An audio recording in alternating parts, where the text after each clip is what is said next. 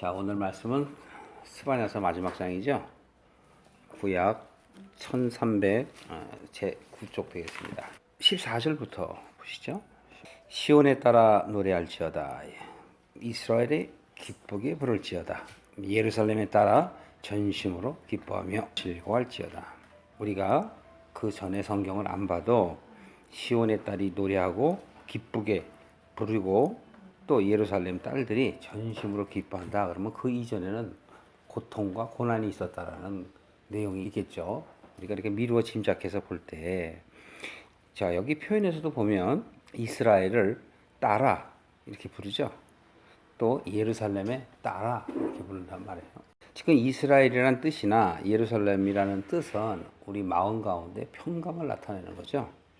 그러니까 평강이 있지 못한 우리들에게 평강이 있을지어다 라는 그 말과 같은 것으로 여러분들이 생각을 하시면 되겠어요. 그래서 여기서 딸이라고 표현하는 것도 아들이라 표현하는 것이 딸이라 라는 것은 뭐냐면 말씀을 받아들여라는 거예요. 여호와의 그 의의 공도를 받아들이라는 것을 이야기하는 것이죠. 그래서 이제 15절에 보시면 여호와가 너의 형벌을 제하였고 너의 원수를 쫓아내었으며 이스라엘 왕 여호와가 너희 중에 있으니 내가 다시는 화를 당할까 두려워하지 아니할 것이라.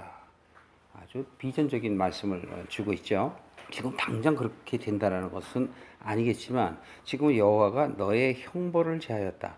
지금 이스바냐가 남유다에게 하는 말은 바로 이제 북이스라엘의 그 멸망을 보고도 돌아오지 않는 너희들아, 언제까지 여호와의 노를 받아들이려고 하느냐, 그 얘기를 하는 거죠. 그렇기 때문에 빨리 돌이키지 아니하면 너희들에게는 열국을 통하여, 즉 주변 강대국을 통하여 너를 징계하실 거라, 이렇게 계속 얘기해 왔던 거예요.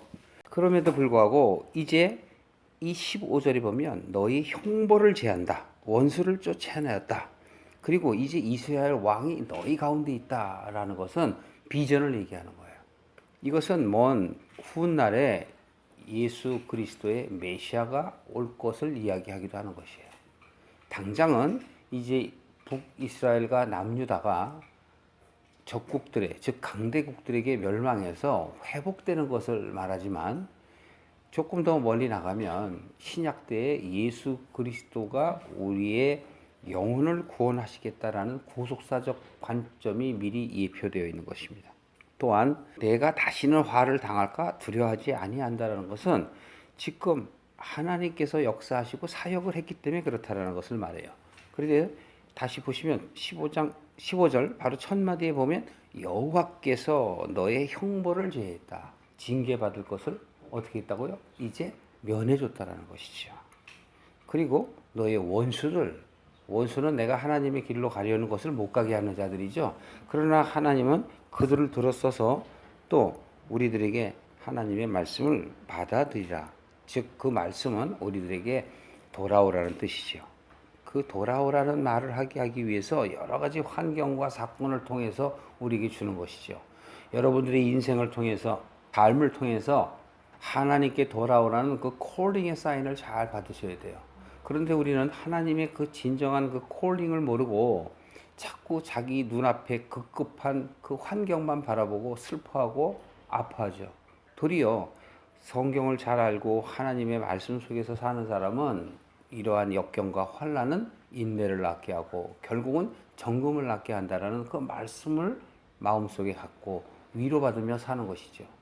하나님의 말씀이 우리를 위로하지 우리 스스로를 내 자신이 위로할 수도 없을 뿐더러 누가 위로해 줄 수도 없는 거예요.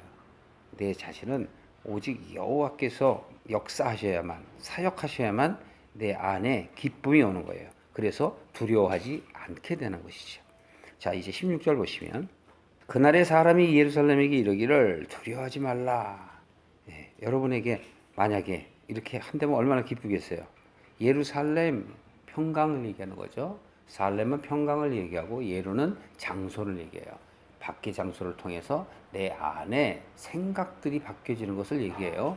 그래서 요한계시록 21장에 가면 하늘에서 내 안에서가 아니에요. 하늘에서 어떻게 된다고요? 새 예루살렘 성이 내려온다. 이런 표현을 한다는 것은 바로 뭐냐면 하나님께서 역사하셔서 내 마음을 평강케 해주신다라는 거예요. 그런데 조건이 있죠. 그 조건은 뭘까요? 성령 안에서 내가 하나님을 바라볼 때 이 세상을 바라보지 아니하고 이 세상의 가치관을 놓고 하나님을 바라볼 때 하나님께서 우리를 일으키세요. 근데 그 일으키실 때 또 조건이 있어요. 내가 하나님의 손을 잡아야 돼요. 우리는 보이지 않는 하나님의 손이 항상 늘상 우리 눈앞에 있어요. 그 보이는 손으로 여러분들이 바뀌는 것이 여러분의 신앙이 있다 이렇게 얘기하는 거예요. 그래서 내 앞에 있는 주님의 손을 내가 붙잡으면 그분이 일으키시죠. 그래서 나로 하여금 하나님의 길로 가게 하신다라는 것이 바로 주님의 구속사적 자비하심인 것입니다. 자, 그래서 여기도 보시면 예루살렘에게 이르기를 두려워하지 말라. 시온아 내 손을 늘어뜨리지 말라. 내 손을 어떻게 해야 돼요? 잡아야 돼요. 바로 내 앞에 있는 하나님의 손을 잡는 것. 네 손을 늘어뜨리면 안 됩니다. 17절에 너희 하나님 여호와가 너희 가운데 계시니 어디에 있다고요? 우리 가운데 계시다고. 예. 그래서 이 17절 갖다가 복음송에 아주 자주 부르죠. 그래서 너의 하나님 여호와가 한 그 노래란 말이에요. 이게. 그 스바냐서 3장 17절로 찬양을 한 거예요. 제가 찬양을 잘 부르면 한 곡 멋지게 부르고 싶은데 좀 어눌한 관계로 그냥 넘어가겠습니다. 그 하나님이 내 안에 계실 때, 즉 말씀이 내 안에 계실 때 깨닫는 말씀을 내가 알아차리고 그것과 동일하게 아멘으로 화답할 때 내가 그렇게 하겠습니다. 내 생각이 바뀌어야 돼요. 아는 것으로는 되지 않고 내 생각이 바뀌어야 하나님을 쫓을 수 있어요. 그걸 내 가운데 계시다 이렇게 얘기하는 거죠. 또 우리는 예수 그리스도께서 우리에게 주의 기도를 말씀하실 때도 하늘의 뜻이 어디에 이루어진다고 그래요? 땅에 이루어지죠. 그러니까 내 안에 이루어지는 거예요. 내 안에 이루어지는 것이 바로 여호와의 말씀이 내 안에 임하시는 것이죠. 그것으로 인하여 너희 가운데 계시니 그는 구원을 베푸실 전능자시다. 여기서 왜 미래형으로 쓸까요? 내가 하나님의 손을 붙잡을 때 조건이에요. 붙잡게 될 때. 구약 때부터도 보면 너희가 뜻과 마음과 정성을 다하여 하나님을 경외하면 항상 조건을 단단 말이에요. 그러니까 너희들이 하나님을 찾지 아니하면 하나님께서는 사역을 안 하세요. 그것을 여러분들이 잘 이해를 하시고 여러분들의 마음이 하나님께로 향하여 가겠다 하는 생각을 갖도록 자신을 자꾸 되돌아보셔야 됩니다.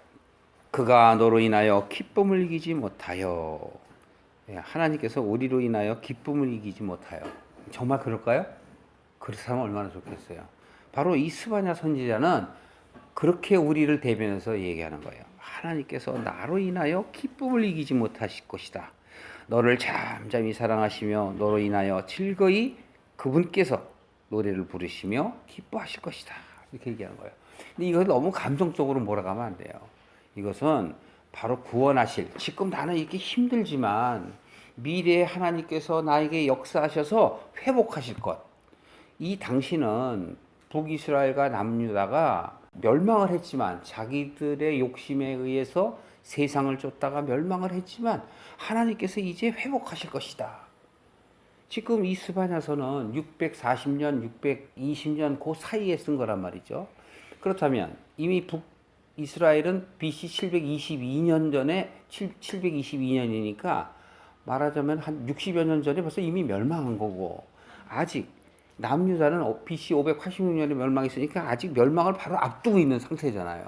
스바냐가 하나님의 말씀을 대언할 때는 미래형으로 얘기하는 거예요. 그래서 하나님께서는 바로 회복될 우리를 말씀하시며 기쁨을 이기지 못하시고 또 잠잠히 사랑하신다. 왜? 내가 돌아올 때까지. 그리고 18절에 이어서 말씀하시기를 내가 대회로 인하여 근심하는 자를 모으리니 그들은 내게 속한 자라. 너의 치욕이 그들에게 무거운 짐이 되었느니라. 여기서 보세요. 내가 대회로 인하여 근심하는 자. 자, 이게 무슨 얘기일까요? 히브리서 1장 1절에 보시면 옛적의 선지자들로 여러 부분과 여러 모양으로 우리 조상들에게 말씀하신 그 하나님이 예전부터 너희들 지금 이제 멸망을 당할 그러한 시점에 있지만 그 이전부터도 옛날에 선지자들로부터 여러 부분과 여러 모양으로 우리 조상들에게 그렇게 말씀하셨다. 2절에 이 모든 날 마지막에 아들로 우리에게 말씀하셨으니 이 아들을 만유의 후사로 세우시고 또 저로 말미암아 모든 세계를 지으셨느니라.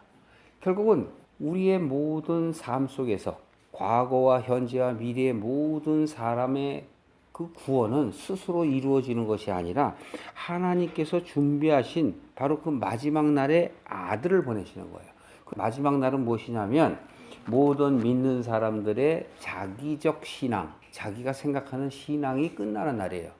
이렇게 믿어서 내 마음대로 내 생각대로 믿는 것이 아니라 하나님이 원하시는 그 믿음을 가져야 되는구나 하는 것을 깨닫는 날이 마지막 날이에요. 그 마지막 날은 여러분에게 여러 번 말씀했습니다만 내가 세상 가치를 쫓는 것을 멈추고 이제는 하나님의 뜻대로 살아야 됐다고 생각하는 것. 그것도 마지막 날이죠. 생각이 바뀌는 것. 애굽에서 이제는 가나안 땅으로 가겠다고 마음을 먹는 것.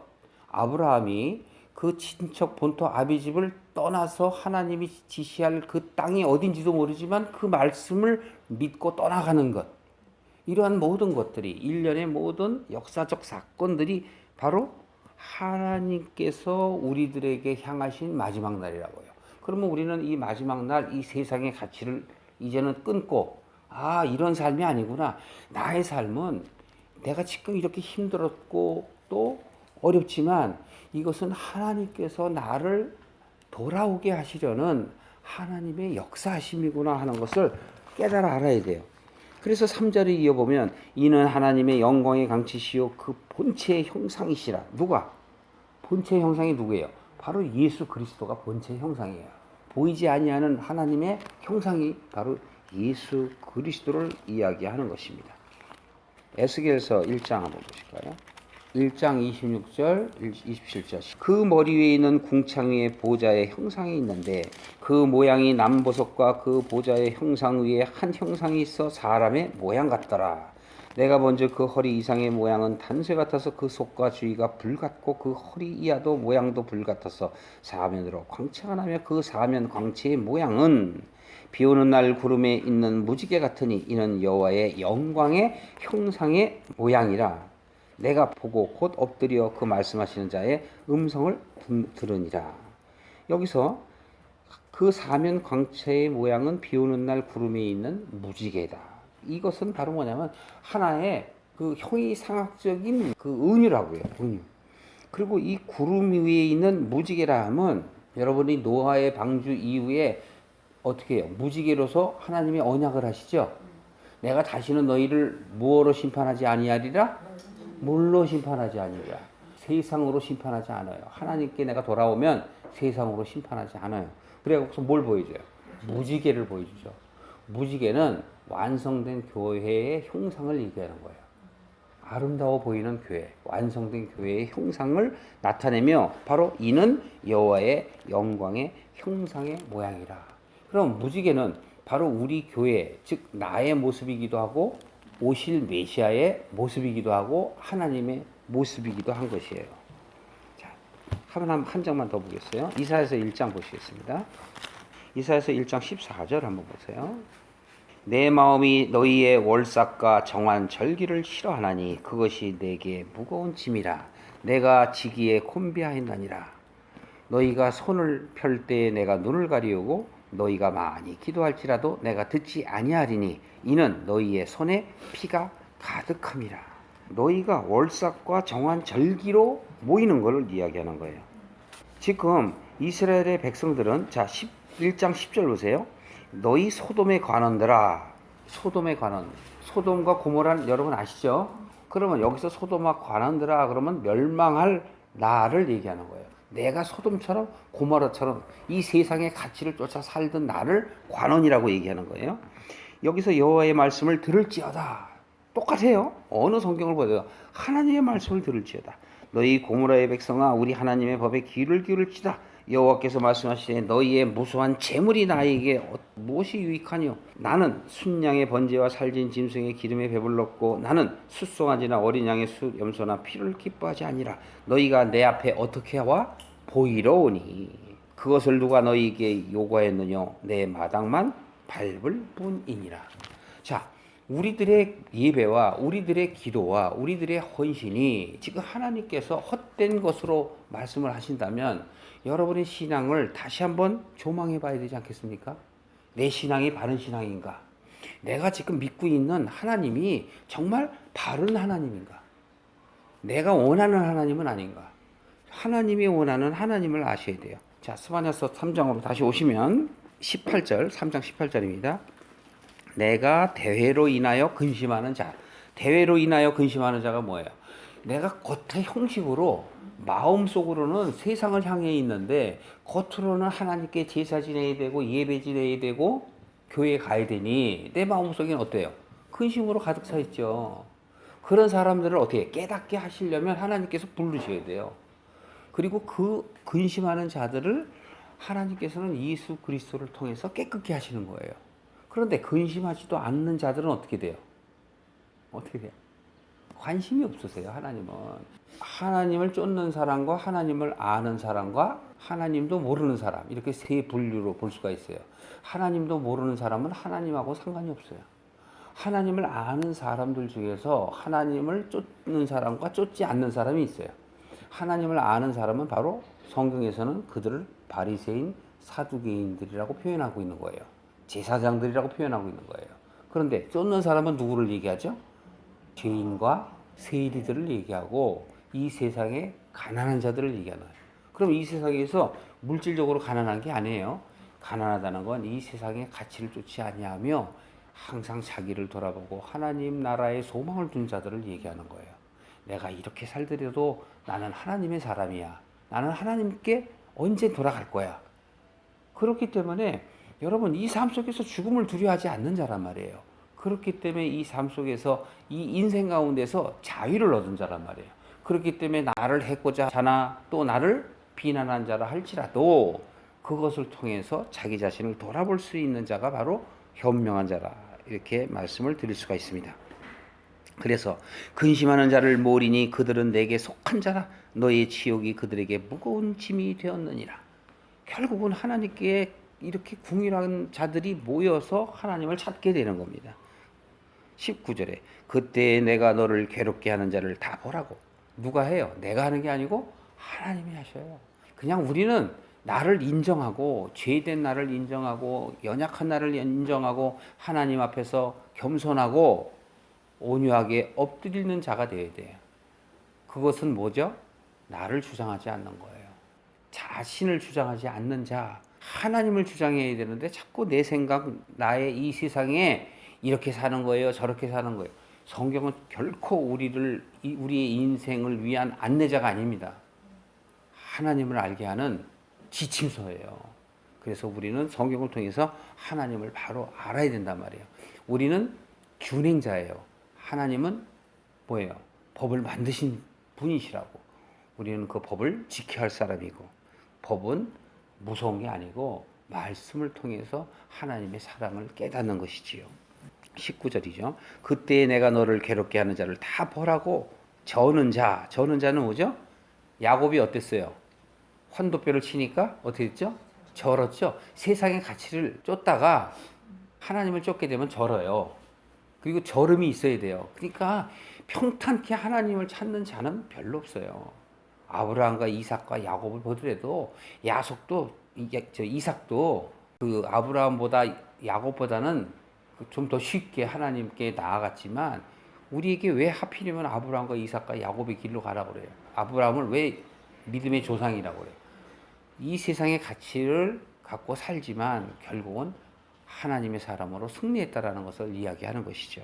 이 저는 자라는 것은 바로 핍박을 받는 자들, 세상으로부터 핍박을 받는 자예요. 그래서 마태복음 5장에도 보면 하나님을 위하여 의에 줄이고 핍박을 받는 자는 그들에게 복이 있나니 천국이 저희 것이며 그러죠. 이 세상 사람들이 여러분들을 핍박할 때 여러분들은 그것 것으로 인해서 마음을 상해하실 필요가 없습니다. 도리어 자기 자신을 돌아보며 어떻게 하면 될까요? 하나님의 은혜 가운데 있게 되면 됩니다. 그래서 온 세상에서 수욕받는 자로 칭찬과 명성을 얻게 하리라. 바깥으로 명성을 받는 게 아닙니다. 모으며 온 세상에서 수욕받는 자, 이 세상에 버림을 받는 자가 바로 축복받는 자예요.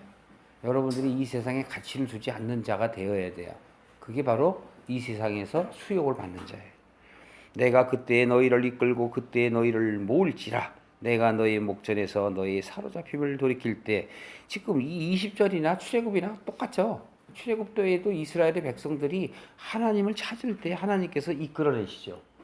그들이 부르짖을 때 출애굽기 3장 8절에 보면 내가 너희를 어떻게 한다고 그래요? 직접 내려가서 인도하여 가나안 땅으로 인도하리라 그러시잖아요. 그러면서 역사하시죠.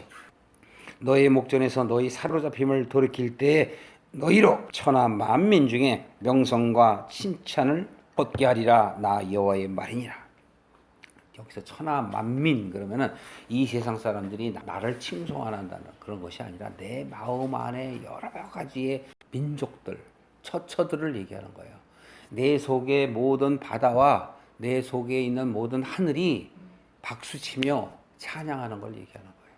그러니까 여러분, 이 열국이라든가 바깥의 나라라든가 이런 것은 내 생각 속에 여러 족속들을 얘기하는 거예요. 내 삶 속에서 수많은 여러 가지의 가치, 그걸 얘기하는 거예요. 언젠간 여러분들이 그 말씀을 이해하시게 될 터인데, 어쨌든 여기서 얘기하는 건 뭐냐면 하나님께서 너의 목전에서, 즉 네가 느낄 수 있을 정도로 너를 회복시키시겠다. 그래서 사로잡히면서 돌이키게 하시는 거죠.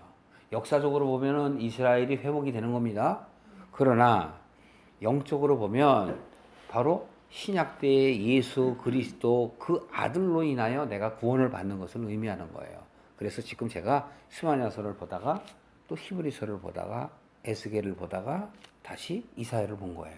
그러니까 우리가 이 세상의 가치를 쫓는 것이 다 이런 신앙을 가져서는 안 된다는 것을 여러분들이 오늘 밝히 하시기를 주님의 이름으로 축원합니다.